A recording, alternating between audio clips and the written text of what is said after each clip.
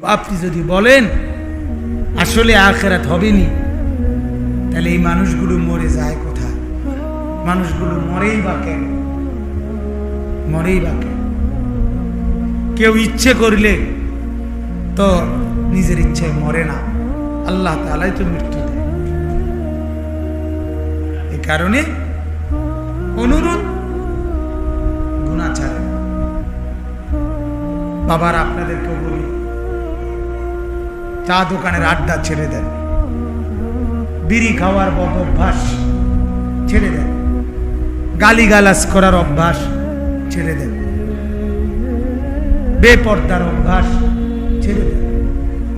চায়ের দোকানে বসে বসে টেলিভিশন দেখা, নর্তকী দেখা, নাচ গান দেখা মুরব্বীদের জন্য ঠিক না, এটা ছেড়ে দেন। ঘরের মধ্যে টেলিভিশনটা আজকে 30 বছর ধরে চলতেছে, দেখেন না, এটা সরানো যায় না। এটা রাইখা কবরে কেমনে যাবে? যতদিন এই বিবি বাচ্চায় টেলিভিশন দেখবে, সমস্ত গুনাহ আপনার আমলনামায় জমা। হ্যাঁ, এজন্য ছেলেরাও বলি, বাবা, কারো বুঝে থাকলে, কারো দিলে লাগলে তুমি আরেকবার ফিরে আসো, দেখবা ইসলামের মধ্যে শান্তি, কোরআনের মধ্যে শান্তি, নামাজের মধ্যে তৃপ্তি।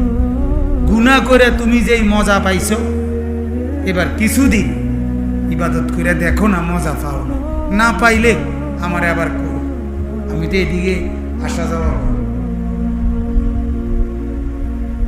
বুজুর্গরা বলে, আল্লাহর ওলিরা বলতেন, আল্লাহ তাআলা যেন বলে, বান্দা আমার জন্য ছেড়ে দেখো, আমি যদি এর বিনিময়ে না দেই আমারে বইল।